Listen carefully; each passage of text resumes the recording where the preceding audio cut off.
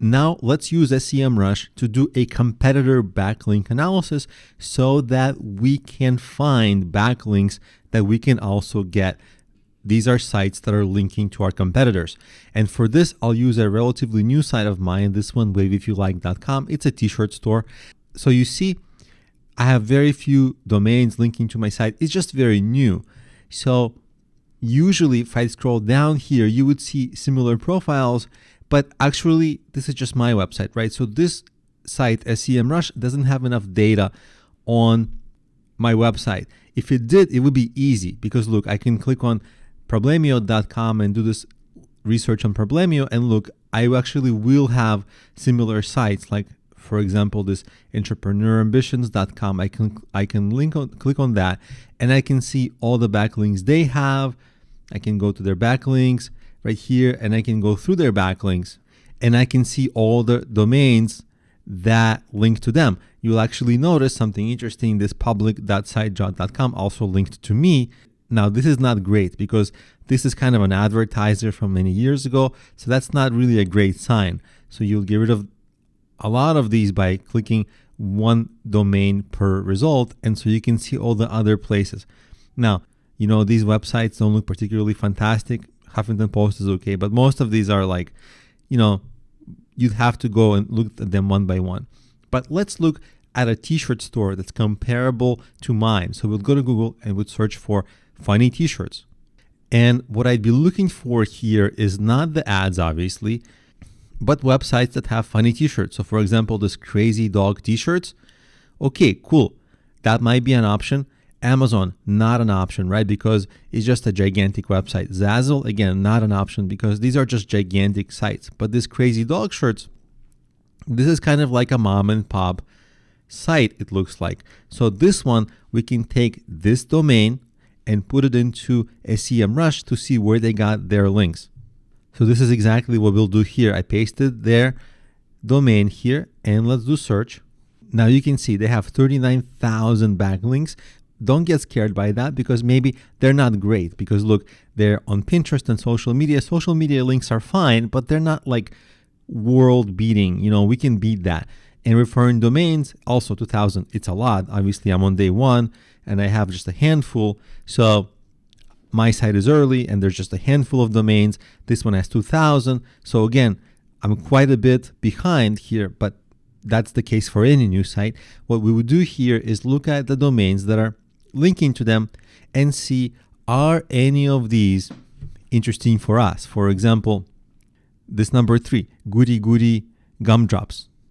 Don't know what that is, and the domain score is not so great, but you can easily go there and you can see what these are all about. For example, it looks like the last post is from 2011, which is a little crazy, and we'd have to really research this to see, are they really that old? If they are that old, that's actually pretty good news for us, because look, even though that other site we're competing against has 2,000 domains, that's a lot of low quality domains like this over the span that's more than 10 years. So if we do a good backlinking campaign, really strong and professional, we can beat them. I'd be confident about it. Obviously, you can't tell the future, but I'd be confident. But nevertheless, you can contact the person who's in charge here. Click on contact. It opens Gmail, and you can email them right away and say, hey, can you review my t-shirts? Can you link to my t-shirts? Can we do anything? You'd basically explore all the possibilities. And the great news is that you have 2,000 domains that you can do this with right away. Some of them are going to be useless. Some of them are going to be good. Probably as you go down the list, you see if I order by domain authority, if you order it the other way, a lot of them are really not good, right? Like kind of like spam looking, and you would see, even though it's 2,000 domains, a lot of them are not even worth looking at. So, you would go to the next page and maybe only contact the ones that are like at least domain authority 10. And by doing that, you're already getting rid of a few hundred bad domains.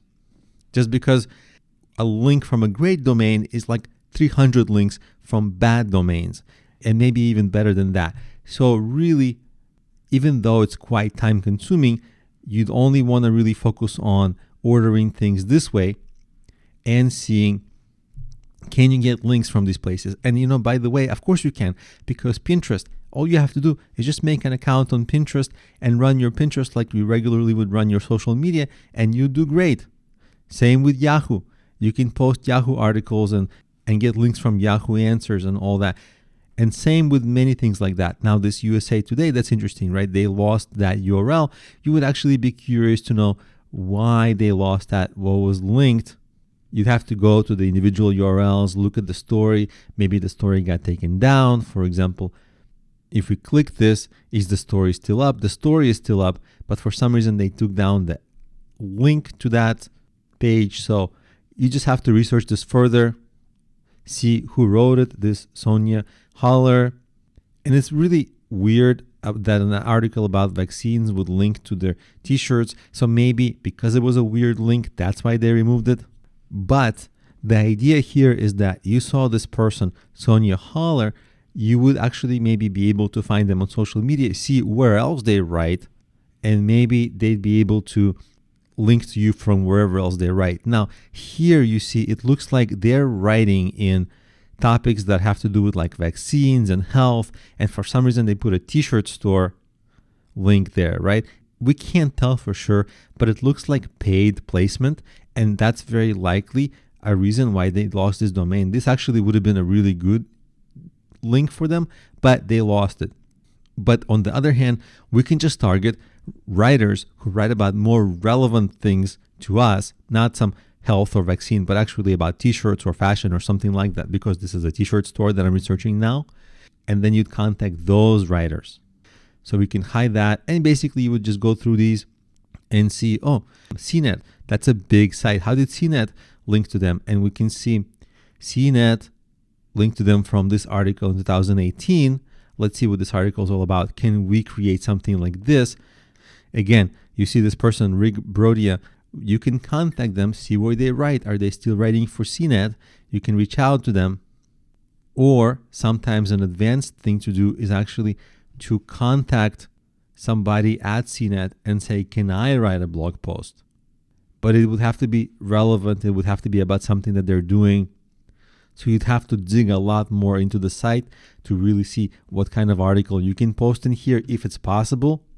But you see there's multiple ways to do it. Through this original writer, or through maybe if you scroll to the bottom and you contact the people who own the website, maybe there are possibilities for writing for them. If not, no problem.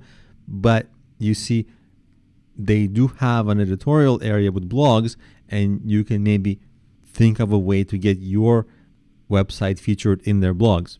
And you would just basically go down the list of these links and see where can you add your link. Like a lot of these, like Yelp or some sites like that, Yelp is a user-generated website. So even though it's for local businesses, you can still create a listing, like a local listing for a non-local business, is just to get that citation. But it's, even though it says high authority score, it's going to not really help you because it's a user-generated content site. Like anybody can create an account there and create a profile. So it's not going to be a tremendous help, but a little bit. But your job is to just go down all the list of their sites and see what can you do, where can you add links, like can you add something to Gizmodo, to BuzzFeed? How did they do it originally? How can you replicate that? And at some point, as you go down the list, you'll see some opportunities are totally easy, some are not too feasible, but don't worry, this is just you copying what they've done. You'll get a lot of your own links in your own way, so the combination of getting their links and your links should beat them long term, especially since you see they're ranking number 1 for that keyword, but their links aren't amazing. Their links are a lot from like social media, citations. It's not like they have tremendous links. At least so far, we're not seeing it. So you can see they're very beatable, and you really have a clear path for how to beat them, largely from links right here.